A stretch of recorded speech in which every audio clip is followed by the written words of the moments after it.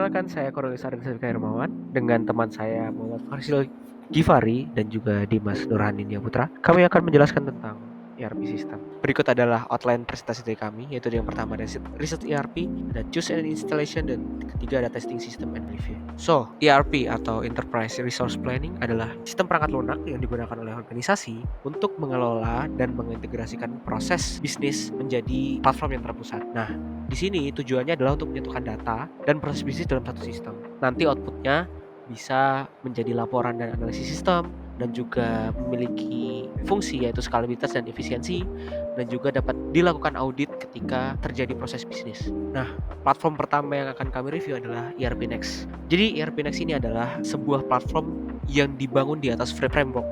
Jadi framework ini adalah sebuah full stack web application yang ditulis dalam Python dan juga dalam JavaScript, dan di sini menggunakan Maria database dan juga PostgreSQL. Nah, di sini framework sendiri memiliki beberapa fitur seperti self-hosted, dan juga dari framework sendiri tersedia di Docker. Jadi dia bisa multi cloud platform. Dan di sini adalah main feature dari ERP Next. Jadi ERP Next di sini merupakan modular suite, di mana sistem yang dibangun ini adalah modul-modul fungsional yang saling terintegrasi namun berdiri sendiri, layaknya microservice. Nah, setiap modul ini mewakili bagian atau proses bisnis tertentu dan bisa digunakan secara terpisah ataupun bersama-sama sesuai dengan kebutuhan perusahaan. Nah, ada beberapa main feature yang akan saya highlight di sini, yaitu ada inventory and purchasing, ada manufacture and production, accounting dan finance, HR, payroll, sales, dan CRM. Nah, di sini fitur-fitur ini tentunya dapat membantu perusahaan untuk bisa growth lebih baik lagi. Nah, menurut saya dari ERP Next sendiri memiliki user experience yang bagus karena dia juga sudah berbasis web dan juga support dengan drag and drop, dan dia juga bisa multi language. Maksudnya adalah dia bisa di Android juga atau iOS, dan dia juga mudah disesuaikan tanpa coding karena dia bisa custom field, script, dan print format. Nah, untuk ERP Next sendiri di komunitas ini merupakan ya, salah satu platform yang sangat aktif, di mana sudah ada 30.000 customer lebih, 200 lebih global partners, dan juga 50.000 lebih GitHub stores, dan juga banyak sekali aktif developer karena memang open source di GitHub-nya dan masih sangat aktif. Dan ERP Next ini dikembangkan oleh komunitas yang dikoordinasi oleh Frame Teknologi dan juga Yayasan FOSS United. Untuk ERP Next sendiri dapat dilihat dokumentasi lengkapnya di docs.erpnext.com, dan juga dari GitHub. GitHub-nya cukup aktif, Telegram, dan juga Discord group. Oke, untuk selanjutnya kita bakal mereview ERP Dolibar. Nah, Dolibar ini tuh dibangun menggunakan native PHP framework. Artinya Dolibar ini tidak memakai framework besar seperti Laravel ataupun Symfony. Nah, hal ini membuat Dolibar ini jadi ringan, mudah dimodifikasi, dan cocok untuk pengembangan mandiri maupun untuk komunitas open source. Bahasa pemrograman yang Dolibar pakai itu PHP, itu untuk sisi back-end, dan juga JavaScript untuk sisi front-end-nya. Nah, hal ini memungkinkan Dolibar berjalan dengan baik di lingkungan web yang standar. Untuk penyimpanan data sendiri, Dolibar itu umumnya menggunakan MySQL atau MariaDB sebagai database utama. Namun pada beberapa kasus itu Dolibar mendukung penggunaan PostgreSQL meskipun jarang digunakan. Jadi secara umum Dolibar ini cukup fleksibel ya, ringan, dan juga mudah di-deploy, terutama untuk UMKM kecil ataupun organisasi yang ingin menggunakan ERP berbasis web tanpa biaya lisensi yang tinggi. Lalu untuk main features dari Dolibar sendiri ada sales dan CRM, stock and product, billing and finance, HR management, marketing, productivity, dan juga integration and development. Oke, kita mulai dari sales and CRM dulu. Nah, sales dan CRM ini digunakan untuk mengelola prospek pelanggan, penawaran harga, hingga pemesanan dan kontrak. Lalu ada HR management, ini mencakup manajemen karyawan, cuti, absensi, dan rekrutmen. Lalu juga ada stock and product. Fitur ini mengatur data produk, inventaris, pembelian, dan manufaktur yang bisa disimpan di dalam Dolibar. Lalu ada billing and finance. Billing and finance ini termasuk pembuatan invoice, pembayaran, serta akuntansi dengan sistem double entry. Lalu ada marketing. Nah, fitur ini untuk membuat modul email marketing dan survei pelanggan. Lalu selanjutnya kita ada productivity. Dolibar ini juga menyediakan pengelolaan proyek, tugas, dan agenda kerja untuk individu maupun UMKM. Lalu yang terakhir ada integration and development. Dolibar ini mendukung adanya API impor atau ekspor data dan juga pengembangan modul baru untuk kebutuhan khusus. Nah, menurut saya Dolibar ini tuh memiliki user experience dan user interface yang cukup clean dan fungsional juga ya. Karena memang terlihat di gambar terdapat beberapa gambar yang menjelaskan kayak ini untuk apa dan juga section ini untuk apa, dan juga button-button juga terlihat dengan jelas oleh pengguna. Jadi meskipun tidak terlalu modern, tetapi Dolibar ini cukup ringan untuk dijalankan dan mudah dipahami untuk pengguna yang baru.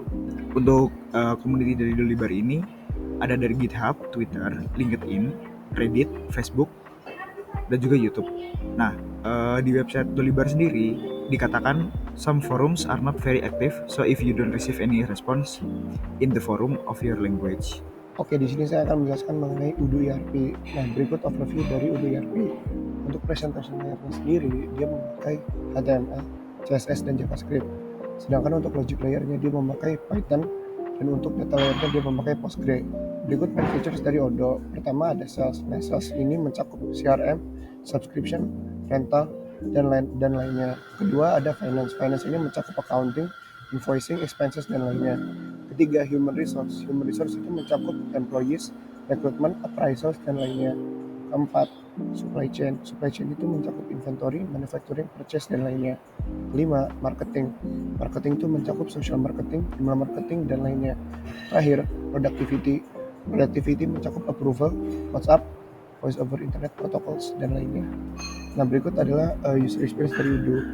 Terlihat bahwa user experience dari Udo dilihat cukup mudah untuk dipakai dan cukup nyaman ketika memakai ERP-nya. Untuk komunitas dari Udo ERP sendiri itu cukup banyak ya. Dia mulai dari GitHub, YouTube, Twitter, LinkedIn, Instagram, Facebook, TikTok, hingga Spotify. Oke, baik, kita masuk ke dalam tahap installation. Di sini kami menginstal ERP Next menggunakan Docker karena distro yang kami gunakan adalah Arch Linux. Jadi tidak ada yang native yang bisa diinstal langsung di ERP Next. Yang pertama kita mendownload dulu terlebih dahulu image-nya dan kemudian kita compose dan run. Dan di sini merupakan tahap awal di mana di situ adalah slash setup your account. Itu adalah website yang kita buka di port 8080 dengan username password default yaitu administrator dan passwordnya adalah admin.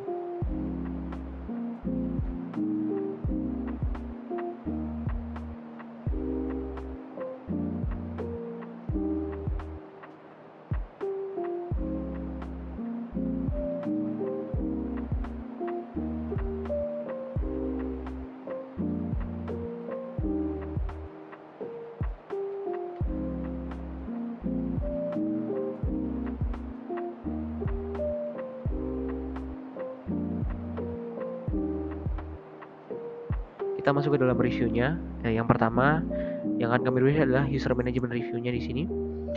Dari yang saya rasakan tadi yaitu user friendly dan juga fast navigating di sini.